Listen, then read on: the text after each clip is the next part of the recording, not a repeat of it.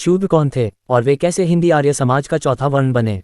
भूमिका। ये पुस्तक एक प्रकार से मेरी दूसरी पुस्तक शूद्र कौन थे और वे कैसे हिंदी आर्य समाज का चौथा वर्ण बने यानी शूद्रों की खोज का शेषांश है। शूद्रों के अतिरिक्त हिंदू सभ्यता ने 3 और सामाजिक वर्गों को जन्म दिया है जिनकी ओर जितना ध्यान दिया जाना चाहिए उतना नहीं दिया गया। वे 3 सामाजिक वर्ग हैं। 1. जरायाम पेशा जातियां जिनकी जनसंख्या लगभग 2 करोड़ है। 2. आदिवासी जातियां जिनकी जनसंख्या लगभग 1.5 करोड़ है। 3. अछूत जातियां जिनकी जनसंख्या लगभग 5 करोड़ है। नोट, अब ये 8.5 करोड़ संख्या बढ़कर लगभग 12 करोड़ हो गई है। इन वर्गों का अस्तित्व एक जुगुप्सा का विषय है। यदि हिंदू सभ्यता को इन वर्गों की जनक के रूप में देखा जाए तो वह सभ्यता ही नहीं कहला सकती।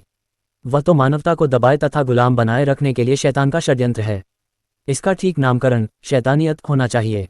उस सभ्यता को हम और क्या नाम दें जिसने ऐसे लोगों की एक बड़ी संख्या को जन्म दिया हो जिन्हें ये शिक्षा दी जाती है कि चोरी चकारी करके जीविका चलाना जीविकोपार्जन का एक मान्य स्वधर्म है। दूसरी बड़ी संख्या सभ्यता के बीचों बीच अपनी आरंभिक बर्बर अवस्था बनाए रखने के लिए स्वतंत्र छोड़ दी गई है और एक तीसरी बड़ी संख्या है जिसे सामाजिक व्यवहार से परे की चीज समझा गया है और जिसके स्पर्श मात्र से आदमी अपवित्र हो जाता है। यदि किसी भी दूसरे देश में ऐसे वर्ग विद्यमान होते तो लोग अपने दिलों को टटोलते और उसके मूल का पता लगाने का प्रयत्न करते, किंतु हिंदू व्यक्ति को सन 2 में से एक की भी नहीं सूझी।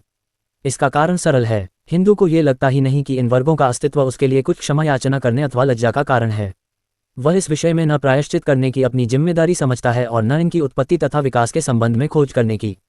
दूसरी ओर प्रत्येक हिंदू को यह विश्वास दिलाया जाता है कि उसकी सभ्यता न केवल सबसे अधिक प्राचीन है किंतु अनेक दृष्टियों से यह एकदम अनोखी भी है। हिंदू इन बातों को दोहराने में कभी नहीं थकता। हिंदू सभ्यता बहुत प्राचीन है, ये बात समझ में आती है और मानी भी जा सकती है, लेकिन ये बात समझ में नहीं आती कि हिंदू अपनी सभ्यता को अनोखी किस आधार पर कहता है। हिंदुओं की कदाचित यह अच्छा न लगे, किंतु जहां तक हिंदुओं का संबंध है इस प्रकार की मान्यता का एक ही आधार हो सकता है। यह आधार इन वर्गों का अस्तित्व है जिनकी जिम्मेदारी हिंदू सभ्यता के सिर है।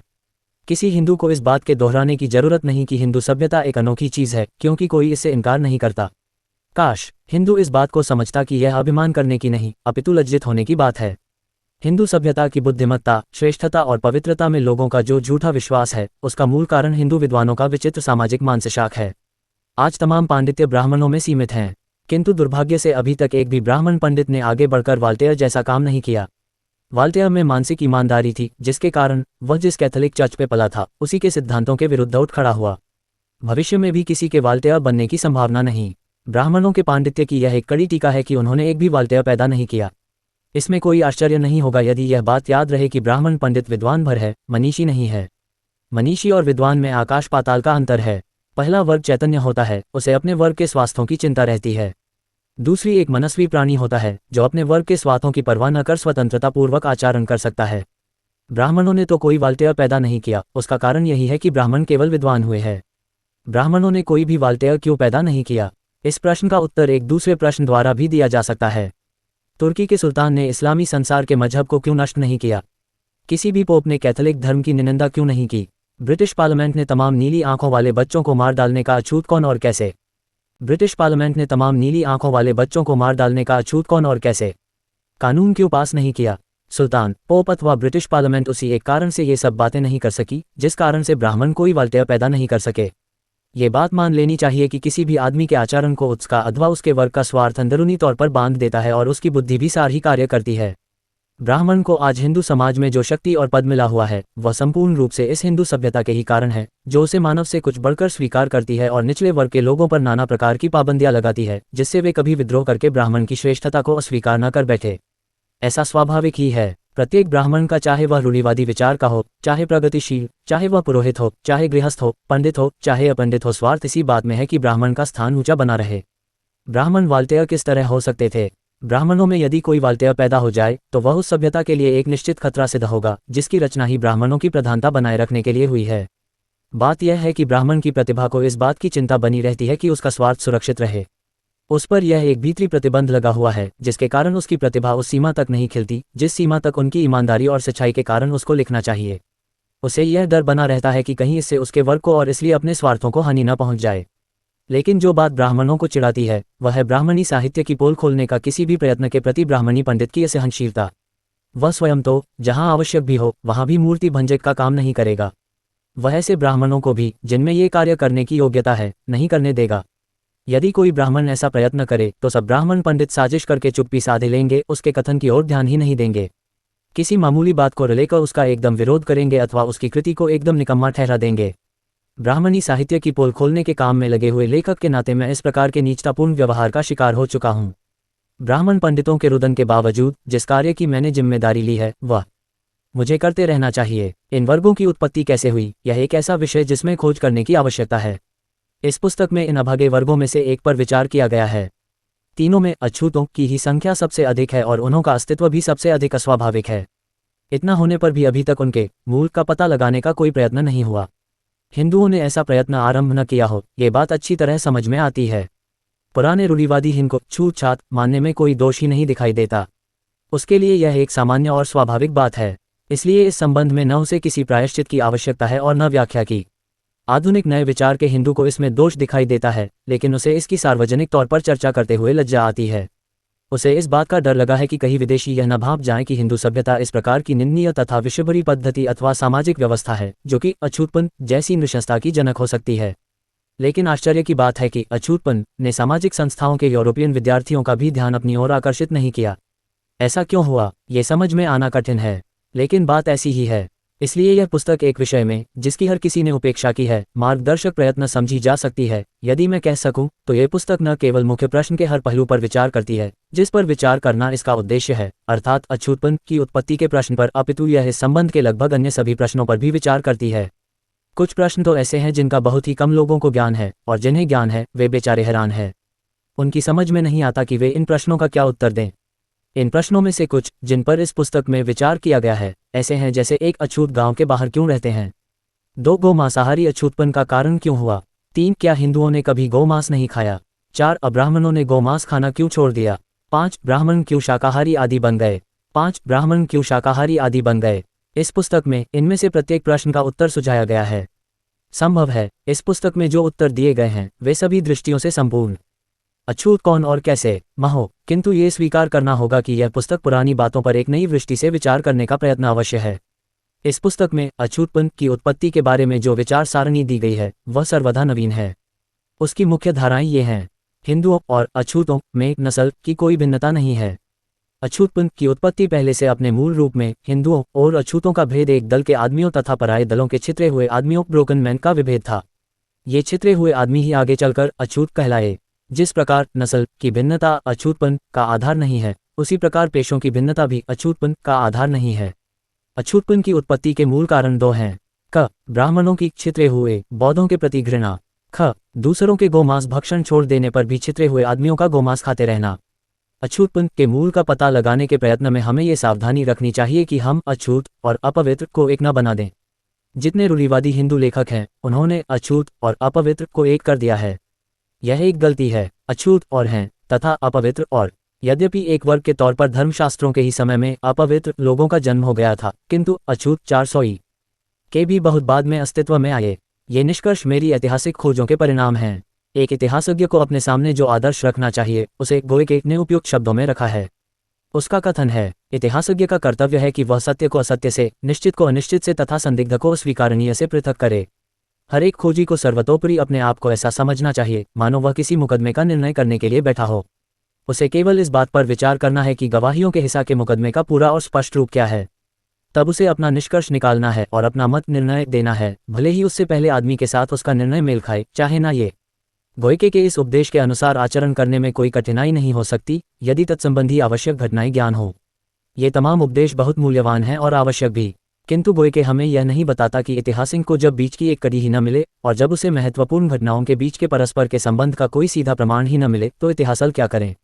यह इसलिए कह रहा हूं कि अछूतपन के मूल को खोज करने तथा दूसरी ऐसी संबंधित समस्याओं को हल करने के अपने प्रयत्न में मुझे कोई अदृश्य हुई कड़ियों से पाला पड़ा है। निस्संदेह इस मामले में मैं ही अकेला नहीं हूँ। प्राचीन भारतीय इतिहास के सभी विद्यार्थियों को उनका मुकाबला करना पड़ा है। भारतीय इतिहास की ही चर्चा करते हुए माउंट स्टुअर्ट एरिफिस्टन ने लिखा है: अलेक्जेंडर के आगमन पूर्व की किसी सार्वजनिक घटना की तारीख बता सकना कठिन है, और इस्लाम की विजय से पूर्व प्राकृतिक परिवर्तन में किसी प्रकार के कार्य कारण संबंध को ढूंढ निकालने का प्रयत्न करना भी कठिन है। यह एक खेद भरी स्वीकृति है, किंतु इससे हमें कुछ सहायता नहीं मिलती। प्रश्न है, इतिहास का विद्यार्थी क्या करे? क्या जब तक उसे कोई कड़ी न मिल जाए तब तक अपने काम को रोक दे? मैं ऐसा नहीं समझता। मेरी मान्यता है कि ऐसी अवस्था में उसे इस बात की छूट है कि वह अपनी कल्पना तथा अंतर्दृष्टि को काम में लाए और उससे घटनाओं की जंजीर के बीच की खोई हुई कड़ियों की कमी को नई अज्ञात कड़ियों से पूरा करने की कोशिश करे। वह किसी एक सिद्धांत का प्रतिपादन करे जिसे टिक मानकर आगे बढ़ा जा सके और यह सुझाए कि जिन घटनाओं की ज्ञान घटनाओं से किसी तरह व्याख्या नहीं होती उनमें कार्य कारण का क्या संबंध रहा होगा। मुझे ये स्वीकार करना चाहिए कि काम को रोक देने के बजाय मैंने इसी पद्धति का अनुसरण किया है और इसी तरह उस कठिनाई से पार पाने का प्रयत्न किया है जो मेरे सामने घटनाओं की कोई हुई कड़ियों के न मिलने के कारण अछूत कौन और कैसे उपस्थित हुई। संभव है आलोचक मेरी इस कमी का उपयोग मेरी सारी विचार सारणी को ही रही की टोकरी में डाल देने के लिए करें और कहें कि यह ऐतिहासिक खोज के सिद्धांतों के सर्वथा प्रतिकूल है। यदि आलोचकों का यही मत हो तो मैं उन्हें याद दिलाना चाहता हूं कि यदि कोई ऐसा नियम है जो ऐतिहासिक निष्कर्षों पर शासन करता है और कहता है कि किसी मत को केवल इसलिए अस्वीकार कर दो कि उसकी सीधी साक्षी नहीं मिलती तो वह नियम ही खराब नियम है। एक सीधी साक्षी बनाम अनुमान प्रमाण तथा 2 अनुमान प्रमाण बनाम कल्पना के विवाद में न पड़कर आलोचकों को जो काम करता चाहिए वह यही है कि वह देखे कि क्या कोई मत केवल अटकल पर निर्भर करता है कि 3 क्या वह मत संभव है और क्या वह मेरे मत की अपेक्षा ज्ञात बातों से अधिक मेल खाता है। पहली बात के बारे में मैं कह सकता हूं कि केवल इसलिए कि इसमें कहीं कहीं कल्पना से काम लिया गया है कोई मत निराधार नहीं माना जा सकता। मेरे आलोचकों को याद रखना चाहिए कि हम एक ऐसी संस्था का विचार करने जा रहे हैं जिसका मूल अतीत के गर्भ में विलीन हो चुका है। अछूतपन की उत्पत्ति की व्याख्या करने का ये प्रयत्न किन्हीं ऐसे इतिहास ग्रंथों से जिनमें सब बातें निश्चयात्मक भाषा में दी हुई हों संभव नहीं।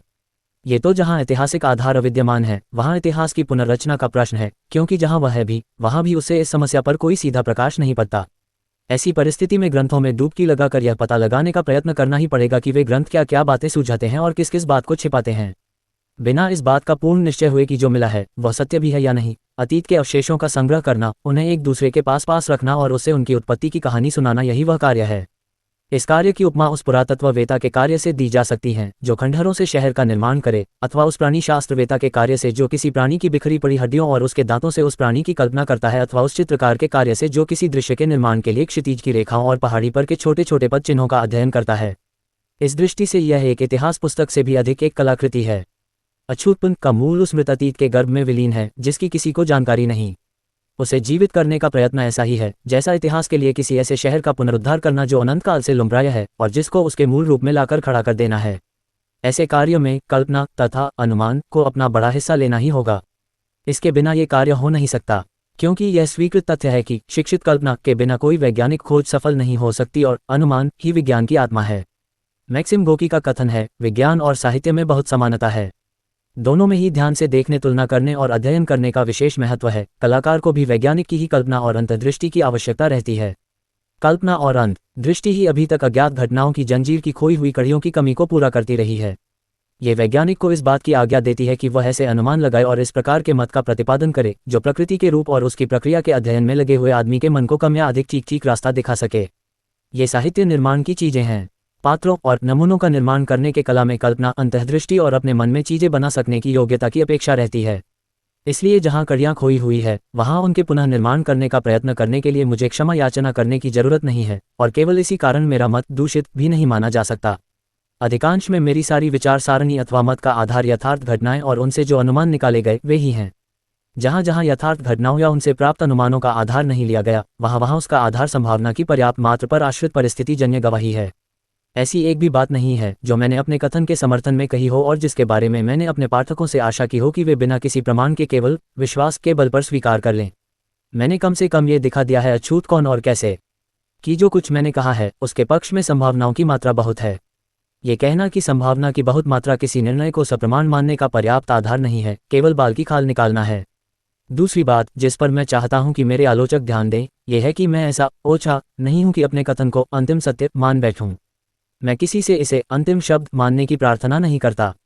मैं आलोचकों के निजी निर्णय को प्रभावित नहीं करना चाहता। वे अपने निर्णय पर पहुंचने में स्वतंत्र हैं। मैं उनसे जो बात निवेदन करना चाहता हूं वह इतनी ही है कि वे यह विचार कर देखें कि क्या मेरा यह मत ऐसा नहीं है जिसे लेकर आगे बढ़ा जा सके।